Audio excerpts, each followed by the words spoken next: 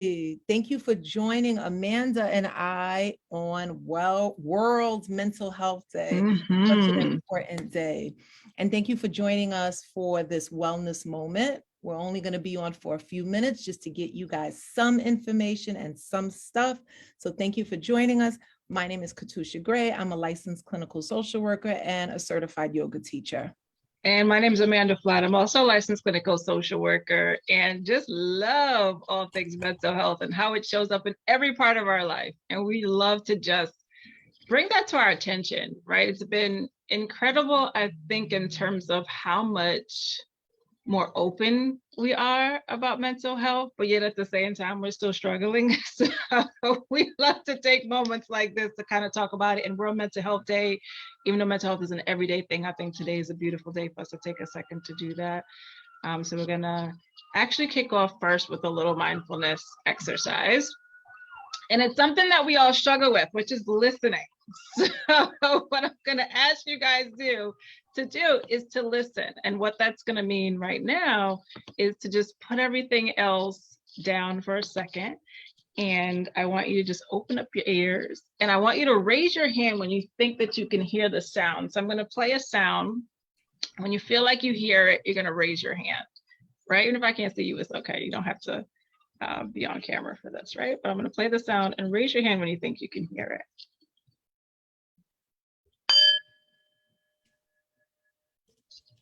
Good, that was easy, right? So now we're gonna do the opposite. I want you to raise your hand when you think you can't hear it anymore. So whenever you think that sound stops, that's when you'll raise your hand.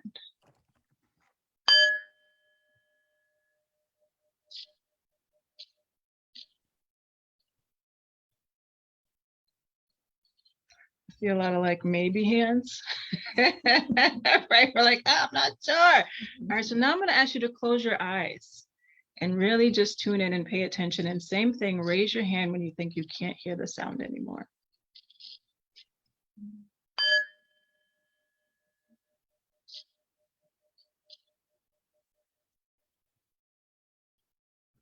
Beautiful. So what was easier to do? Listening with your eyes open, listening with your eyes closed, just quick little feedback. What was some of your thoughts with that exercise?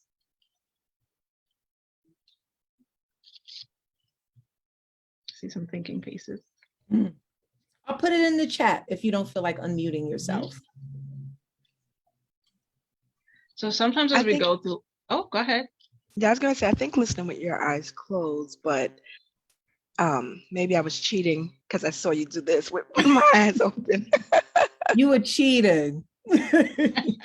Yeah, some of us put eyes closed. So I think sometimes we really have to like disconnect from everything to hear. And why mindfulness is important is because it's about paying attention on purpose and really focusing and where do we want to focus. And a lot of times everything takes our attention. Work takes our attention, family takes our attention, like what's happening in the media or society takes our attention, right? And we're not noticing what's happening with us. And that's really the beginning of I think for us, mental health and good mental health is that awareness of what's going on with us in the first place. Ooh, excuse me. Go back to you, Kat. Yep, absolutely. So it's World Mental Health Day. And what is this all about? Stress, anxiety, worry, depression.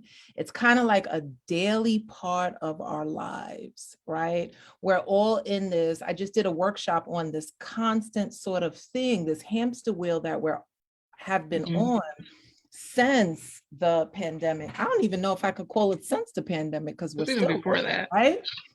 We're still in it because people are still getting COVID, believe it or not, just people are not dying from it. So lots of people are stressed from that. Your employers are making you come back to work, right? We're no longer having the ability to work from home. It's time to get back into the groove of things. And what's that doing for people? It's creating a tremendous amount of stress. It's creating a tremendous amount of anxiety and worry, and you just don't feel it in your body. This is what me and Amanda practice and preach so much. That's why we love doing things like this. It's stored in your body. So you feel it with heart palpitations, stomach hurting, racing thoughts. You can't catch your breath. You know, there was the statistics that I read the other day that 1 out of every 10 people go to the emergency room thinking they're having a heart attack. You know what it is? It's a panic attack. 1 out of every 10. A lot of people. It's a lot of people. Yeah, it's amazing to really think about, right? And again, we're not thinking about it, but how it may be showing up in your life is what's key, right? Because it could be that I'm so distracted that I can't get my work done anymore, right? It could be that I can't fall asleep at night. I'm really restless. The thoughts are really constant. I don't even want to get out of bed, right? I love remote life and I really don't want to go back to work because I can't get out of bed, because I'm sad and I'm overwhelmed.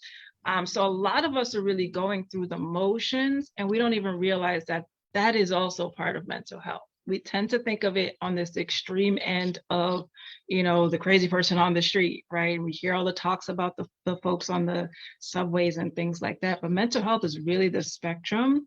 There's folks that are really not doing well and do need a lot more support.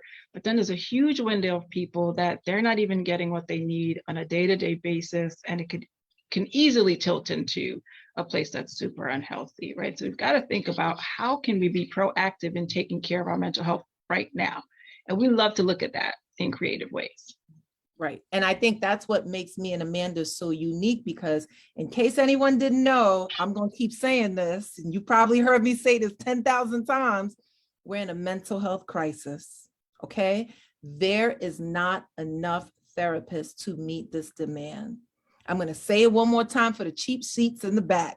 There is not enough therapists to meet this demand. And there damn sure ain't enough therapists of color. We're already like 1.5% of the population. Yeah. And so if everybody is coming to therapy now because celebrities are talking about it, it's all over therapy, which is dope and amazing. But there's just not enough of us. So what do we do with that? Where do we go as a culture, as a community? What can we do? And we love y'all. We're not saying don't come to therapy, honey, because if you need it, you need it. But like this idea of like prevention starts outside of the therapy room, right? It starts off the couch. So we'll even pose that to you guys and you can put it in the chat. You know, what are some other ways that we can protect our mental health? And we'd love to know, what do you do on a daily basis? What should we be doing more, right? Right. What's your self-care routine? Everybody should have a self-care routine, right? And I have to tell you, I hate that word self-care because I think it's been like watered down a little bit too. Because for some of us, it's bigger than like getting our nails and our hair done. Like that feels good for sure. Yes. But like we've got to do more on like a deeper level to make us feel good, not just feel good like on the surface, right? So what are the bigger things? Like, are we really connecting to people? Are we being honest about like how we feel and how our workload is taxing us, right? A lot of times instead we're walking out of work instead of talking about, listen, can you do more for us in the workplace, right? Can you maybe lighten up my workload, right? Can you teach us how to balance better? Right. I would love to see more mental health in the workplace, which is a big thing we push for because we spend most of our time there. So, you know, we need to. And more than 7 hours. Yeah, right. And that's true. We work hard and we stay late. But we need to create safer spaces for us to have conversations like this, even at work, to talk about how we're really feeling and what are the tools and strategies we need on a day-to-day basis to help us get through day-to-day stress, managing how we feel, communicating with people, communicating with difficult people, because all of that weighs on our emotional selves, which then impacts the work that we can do. So it's really connected at work, at school. We've got to do more like on the ground where people are at. And can I just add also communication to your spouse, your significant other, your children, your manager, your bosses. That is a form of boundary. Because that's a form of self-care. I know you don't like that word, but I love it. It depends on if we get the real meaning, right? Because communication, that's deeper than me just getting my nail done, honey. Like you get your nail done every week, but if you're still struggling, that's not it. Absolutely. But if you're talking about why I need to get my nails done. Absolutely. Because I can't be working and doing the laundry and picking up these kids and at work with a 20-ton caseload. Because now we're talking about like what I need. Right. And how would the other person know what you need if you didn't communicate? You didn't communicate. Right. There's so many people, especially employers who are like, I didn't know that you guys needed that. Right. So how come nobody didn't say anything to me? Right. Right. If you don't communicate your needs to your manager, how is he or she supposed to know? They're not mind readers. I'd like to think that I ain't no mind reader. I can't read no mind. So I'm going to tell you, hey, this workload is too much. I feel very stressed out. What can you do to help me as my manager? Right. And there might be some deeper things there, because when you think about, like Black women in work, right, we tend to carry a lot. We deal a lot with like that imposter stuff. And am I good enough to be here? So I think we end up taking on more than we need to, because we're trying to show up in certain ways too, right? But then that's where that stress starts to build. And unfortunately for us, our stress does show up in our body, like Kat mentioned, right? So this is where our stress is constant, and things like heart disease is more prevalent for us. Things like high blood pressure is more prevalent for us. And even that we're ignoring. Our body's talking to us. Yep. We've got to slow down and notice it, because instead we'll go to the doctor and say, oh, I got this happening and this happening. I don't know why. Really? Yep. Well, maybe it's going back to that stress that you didn't want to talk about or tell somebody about, that thing you didn't want to communicate. Yep. I call it the internal fire alarm. The fire alarm has been ringing. Are you paying attention? It's not even no longer going beep, beep. It's like beep. And you still not paying attention until you end up in the emergency room. Right. Which is what we're trying to prevent. We're trying to prevent that high burnout and going into that emergency room. Yeah. So we've got to find ourselves, I think, worthy enough to get into that position of self-care, and then understand that might mean advocating for ourselves in the places we show up every day, work, at school, and really taking the time to do what we're doing now, pause, and to notice what's going on within my body. What happens when I close my eyes and I tune in, right? What happens if I respond to what I need, or how can I bring that into play a little bit more, right? And sometimes you do need a little bit of help to help you get there. And that's the work that we do. We do that in schools. We do that within organizations. Kat and I, we come and have these conversations because we want everybody to tune into what they need and start to look at how can we create a plan to respond, right? And put things out, instead of coming from this place of like crisis, instead of coming from this place of like, oh my God, like everybody's leaving us. Oh my God, everybody's stressed. Like, we could do more. We could do better. Do more. We could do better. And oh my God, I've been looking for a therapist for 6 months and everybody is so full and booked. We could do more. Right? We could start this conversation at work, in your communities, in your schools. Kids need just as much as we do. Just as our little people are struggling just as much as we do. Yeah, our little humans need some support too. So yeah, how are we really tuning in and not waiting again for that worst thing to happen? That's when we want to wake up. Let's do it beforehand. Let's make this an everyday thing. We want mental health to be an everyday language as much as we care about our physical health. Can we care about our mental health, right? So we love it. Go get your nails done, but go to work and say, listen, we need to have a real conversation about what are we doing to support, the team, right? Sit down with your family. What are we doing to pause and spend more time together? Check in on your friends. Girl, I know you've been working a lot. When was the last time you paused and checked in with you? What do you really need? Instead of how you doing? Because we're not good with that. I'm fine, but we're not.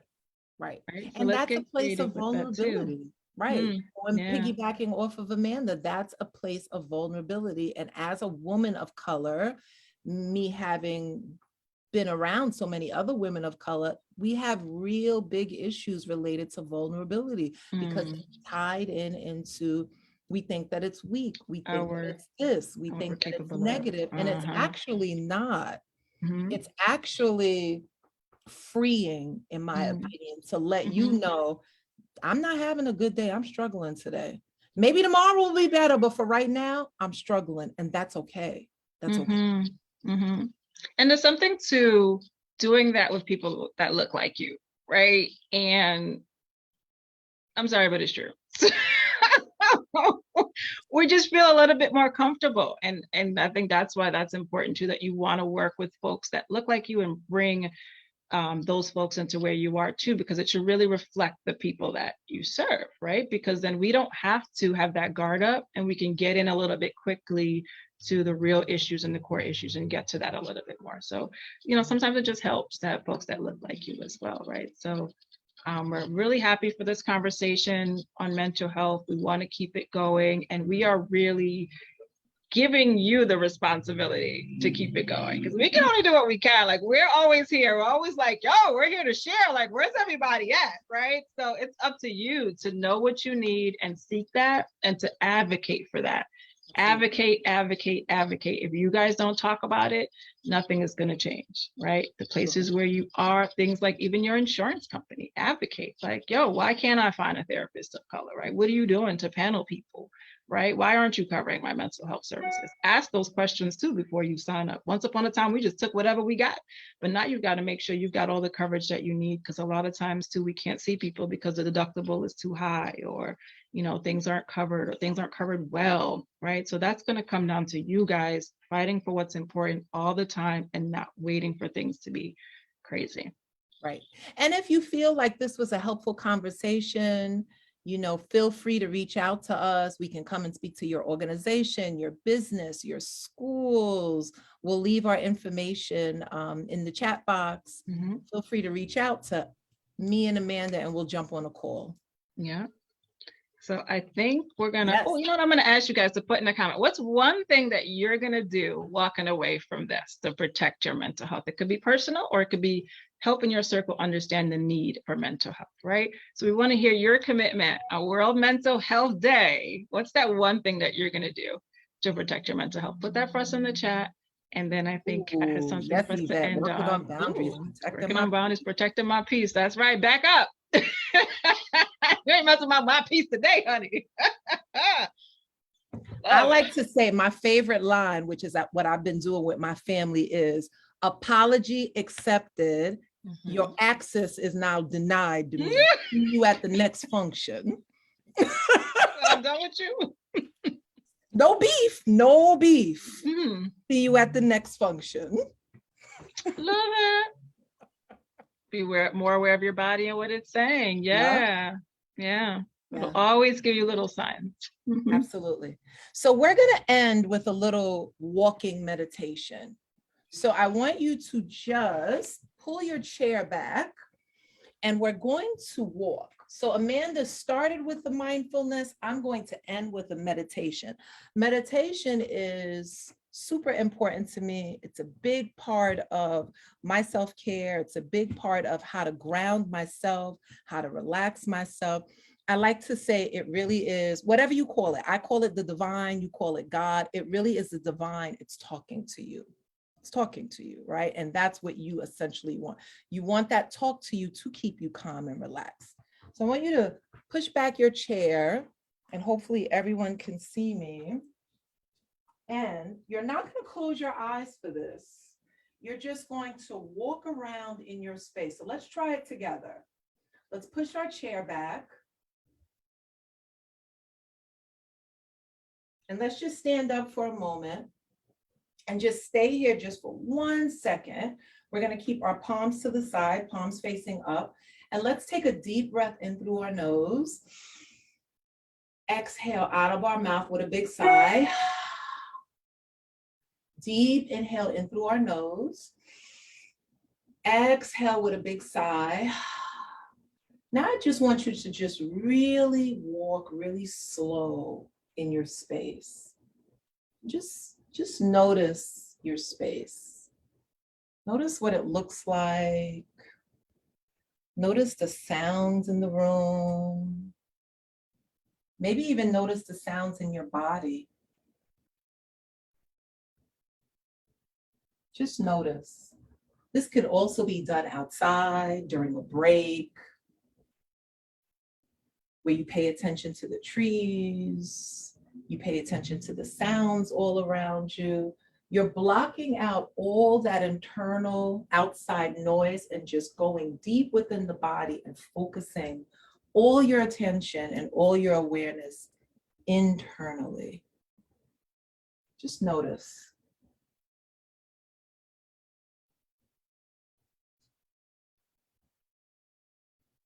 And now we're going to come back to a neutral position. Arms out on our side, palms facing up. Let's take one final inhale in through the nose. Exhale with a big sigh out, release it all out. And let's come back to our chair. How's everyone feeling? Comments, questions? Get it in the chat. Put it in Just the takes chat. a few moments, right? It's so simple. And as I said, this could be done outside. I do this outside all the time. I just look at the trees, I people watch, I just sit and take a pause.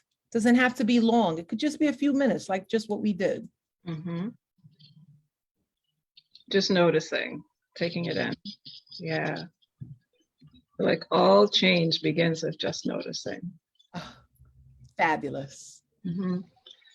So we thank you guys so much for your time. Our information is there if you need to reach out. You can definitely reach us at. Uh-oh. Oh, did I leave out the 2? You did. So I'm like, that looks good, but that's not us, right? So it's a 2. Yeah, so it's 2 mental wellness consultants with an S at the end at Gmail. Gmail.com.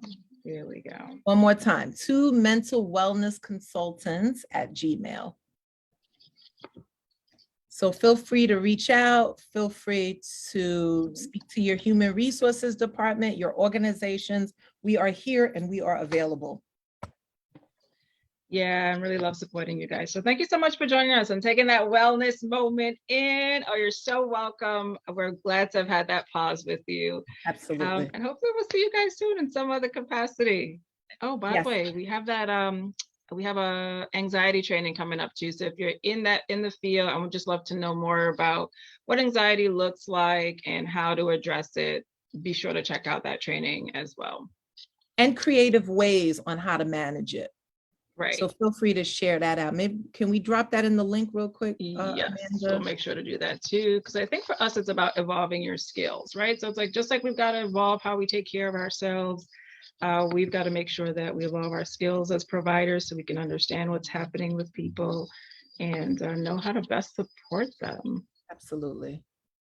All right, so I will put that there. You guys can get that on your way out. You can always reach out with any questions. It's a pleasure. It was a pleasure. Enjoy your rest of your World Mental Health Day. Yeah, happy Mental Health Day. Take care, everyone. Bye-bye.